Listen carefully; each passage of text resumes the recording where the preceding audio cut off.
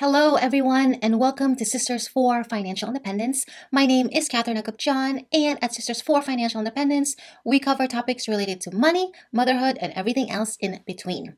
In this video, we are going to cover some of the ways you can save on childcare. This video is part 3 of our 3-part series on childcare. In part 1, we covered all of the reasons why childcare is so expensive in America. Understanding all of the whys behind it can help you position yourself so that you can make the right choice for your family. In part 2, we covered all of the different kinds of childcare options available out there. Understanding these options can help you put a plan that will make sense for this time in your life. In the United States, parents take on majority of childcare costs until the child reaches 5 or 6, which is around the age when they will be eligible to attend full-time kindergarten. Even with your child in school, the average hours of working parents sometimes do not align with school hours. So it may still be necessary that you add on childcare or after school care or even holidays or sick days onto your childcare budget. The majority of childcare costs do happen in the early years, but you still need to account for it in the later years in case you need a babysitter or any backups so that you have the opportunity to work. The first tip to help you with childcare costs is to start looking for childcare early so that you find that most fits your needs. Okay, so sometimes not all plans go accordingly, but it's good to start anyways and have a few childcare options lined up. Having backups may be necessary in case things fall through. The reality is that the demand for childcare outpaces supply. So what you are going to find as you do your research is that some places would have already been filled up, or you will be on a wait list. So you want to get ahead of that. Nannies that are good get hired quickly, and public pre-K programs also fill up fast. Try to get referrals from family, friends, coworkers, neighbors, so that you can find a good childcare provider. Sometimes you may not find one that's on the internet. It might be through a referral from a friend or someone that has actually used the childcare service. For any parents looking for childcare, I would highly recommend that you join local parent groups online. Facebook is a great source for this. If you are moving to a new town or are staying put but expecting, getting an idea of the childcare situation in your neighborhood can help you tremendously. So as soon as you find out you are expecting or close to bringing home an adopted child, start shopping around for childcare and get on at least 1 or 2 wait lists. Join moms groups, join the local parents groups, and ask those questions. As you get to know the childcare situation in your neighborhood, you will likely see some of the pain points of what is happening with the childcare in your area. What places are popular and fill up quickly? What kind of logistical planning is needed if you choose one childcare over the other, or if you hire a nanny who doesn't drive? All of these things will come into your equation when you choose the childcare, and of course, the added cost that will come with it. I would also have you just plan ahead for summer care. Now, some childcare centers will be open for summer, some pre-K programs will not be. So you'll want to be accounting for those 3 months in the summer where you may not have childcare or it's slimmed down a little bit, and you want to be budgeting for that, planning for that, and making sure you are finding places that have space for your child. In part 2 of this series, we covered all of the various childcare options. I will link that up here so you can take a look, but understanding what your options are can allow you to put a plan in place that works for your budget, your schedule, and your needs. You might find that you can't afford full-time daycare. So what can you do to piece together a plan that still allows you to work and still pay for the bills? You might find that you need to only do 2 days of childcare, have grandma watch your child for 2 days, and then you not work one of the days. So this is all about planning. This is all also about understanding what those options are. If there's a nanny share that becomes available, is that something that might be better than childcare? So know those options. The third option that you'll want to look for is to consider a nanny share. Now, a good nanny will be hard to come by. They will most likely be grabbed up by families before they are even available. And a nanny share allows 2 or more families to share a nanny. This can help cut down your cost and provide social interaction for your child. For this, you will want to consider the kind of care you need, and you may want to start looking looking for a family with similar age children. That way your child has a built-in social network so that it can help them grow and develop. Now, finding a nanny and joining a nanny share does require a bit of coordination, and this is why it's good to join some of those parents groups so that you have a heads up on if someone is aging out of needing a nanny. A lot of families at some point will say, you know what, we only need our nanny part-time. Would anybody want to cover the other half? And this might be your opportunity to hire a good nanny to be part of your family. If both you and your spouse want to focus on your careers, but you don't want to send your child to daycare, getting creative with your work schedules could be a great option. This is where you will want to negotiate for work flexibility. Sometimes this can be easier if you have been at the company longer, so you have a little bit more sway in what you can request, or if you are about to sign on for a new job. Make sure you read the parental policies or the work flexibility options at your new company so you understand what that looks like. Now, this might mean that you and your husband or partner or spouse have to communicate and also have to put a schedule together that allows one of you to be home with your child. So I remember when my younger sister was born that my parents did this work flexibility. My mom was a nurse, so what she would do is work a certain set of hours, and then when she came home, it would be then my dad's turn to go to work. That was a bridge gap that helped them to avoid childcare costs, still allow them to get to work, to earn a living, earn retirement benefits, social security benefits. So for that period of time, while there was a lot of coordination, it worked for our family. Now, of course, your family will vary. In the comments, let me know if you are doing this type of schedule to save on childcare. How did you ask for work flexibility? What's your advice to another parent who might be wanting some hour flexibility when it comes to work? Let me know in the comments so we can share and learn from each other. Your next tip to save on childcare is to check your employee benefits guide. Now, if you have been with me for a while with Sisters for Fi, you know that I often emphasize reading your employee benefits guide front and back because there are probably benefits that you are not taking advantage of. This is especially true if for many years you've been working your company but you have been single or married without children. There's other benefits that you can now take advantage of as a working parent. So as open enrollment comes through, which is around November, December, check your employer benefits and to see if there's any type of benefits that you can take advantage of while you are working so that you can save money on childcare and still continue to work. The big one that you'll want to look out for is the Dependent Care FSA. And it is a type of flexible spending account that allows you to set aside around $5,000 of your pre-tax income, which you can then use for eligible daycare, preschool, summer camp, or before and after school programs. So the Dependent Care FSA allows you to save money on taxes, and you can put the money aside to pay for these expenses. Now, according to the United States Office of Personnel Management, parents can save an average of 30% on dependent care when they use the Dependent Care FSA. And this is a tax advantage account, so it will lower your taxable income when you set money aside, and that's a good thing. Just note, though, that the Dependent Care FSA is similar to the FSA where it must be use it or lose it. So when you sign up for the Dependent Care FSA, yes, you have to sign up for it. You have to actually enroll for it. Just do a quick budgeting to make sure that you are not going to be wasting money at the end of the year. This actually can be easy because you will most likely spend a good portion of the money set aside for daycare. But again, just budget it so you're not losing that money in the end. The other thing I want you to look for in your employee benefits guide is to see if your employer provides reimbursement for childcare expenses or if the childcare center within your company or if there's one that they work with. This can save you money, it can save you time, so you don't have to go from one place to another dropping off your kids. Now again, because a lot of us might have been in the workforce when we were single and not thinking about children, re-reviewing your employee benefits when you are about to have a child or expecting or planning to have one in the next year can really provide you a lot of incentives and a lot of benefits that you can take advantage of. So don't discount what your employer can offer.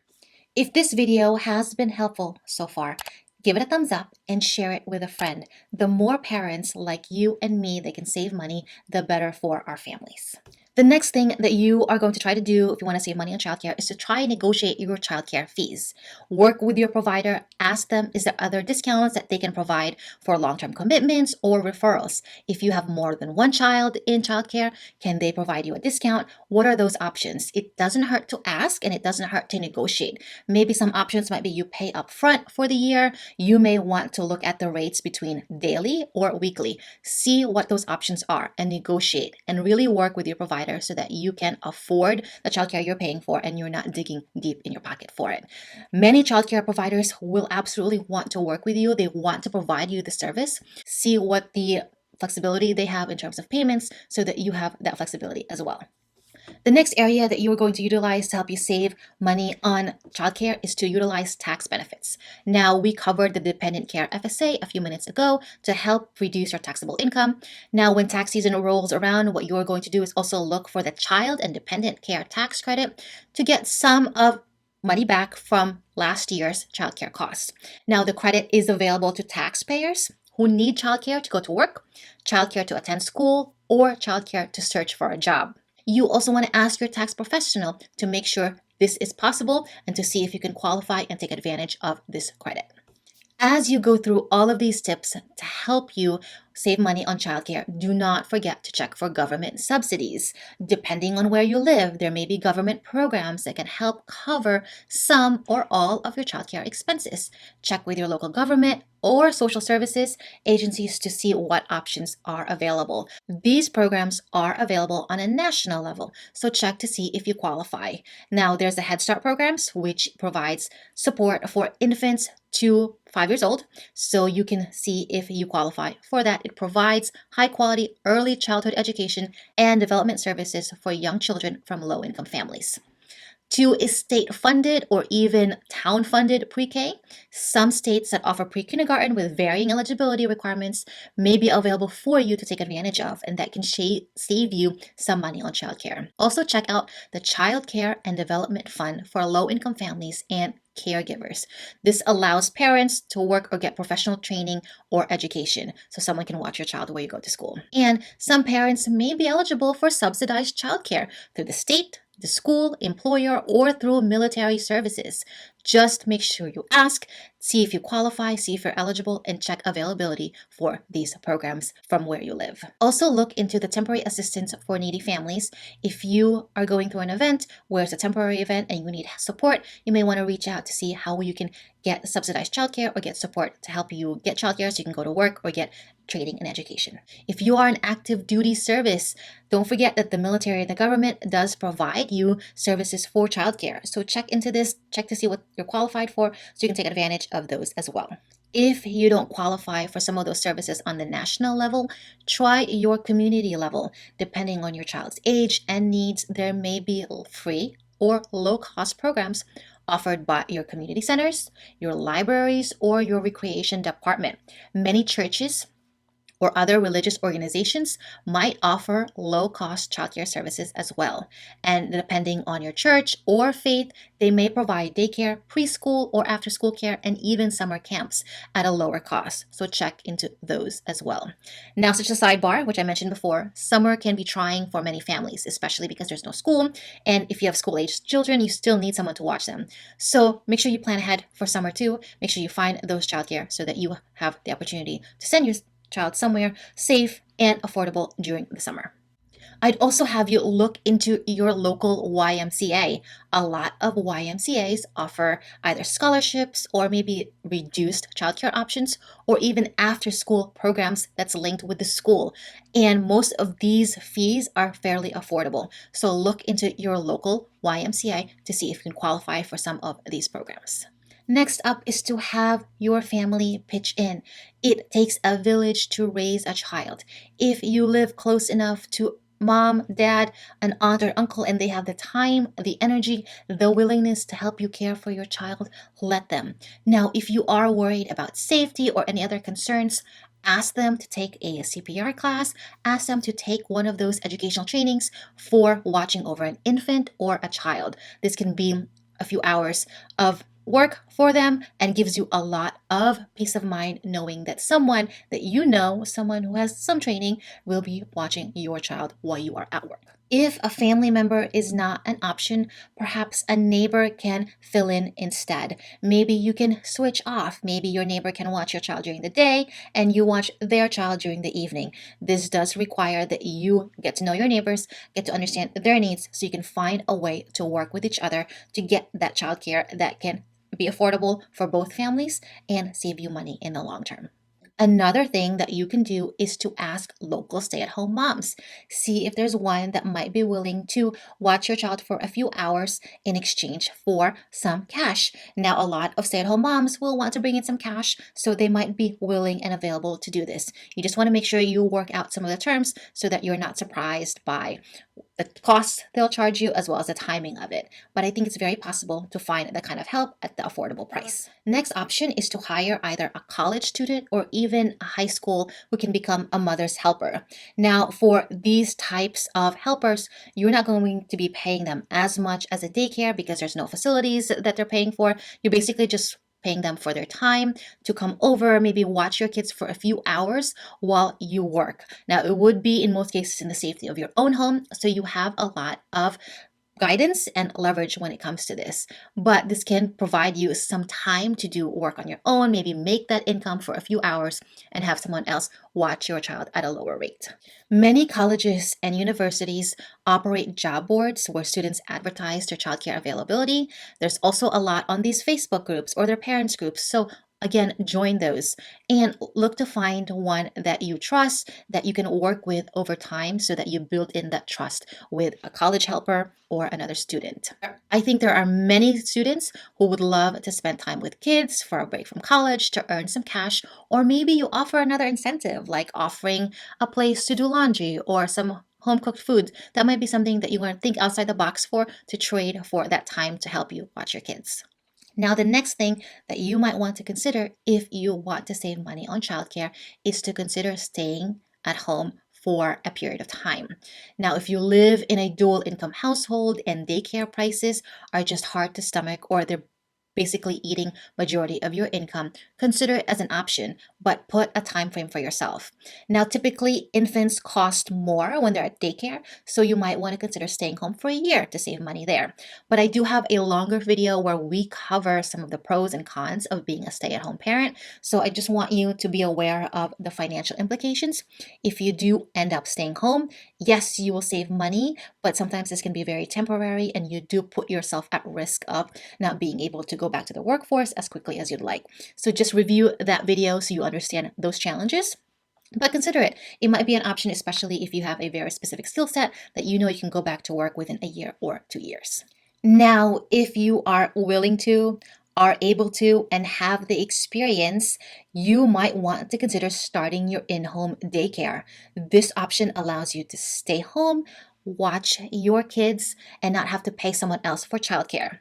At the same time, you start a business where you provide this much needed service to other families, which allows you to bring in income. Now, of course, this is not a simple endeavor. You do need to plan it out, see if this is something you want to do, take on other children into your home, take that on as a job with, unfortunately, limited and minimal break. But it will mean that you don't have to pay someone else to watch your child, and then you do have to bring in and watch other children. If this is something that you want to do, have experience in, this can be another way for you to save money on childcare and earn money at the same time. Childcare can be expensive, but I hope the tips in this video can help you save money or at least put in a plan in place so that childcare becomes affordable and within your budget. If you have a tip to help other families, other moms and dads with childcare, please leave it down below so we can learn from you. Just remember that kids do grow. At some point, they will be able to take care of themselves and the childcare budget will no longer be necessary. But until then, please mind your money and I will see you next week for the next video. Bye!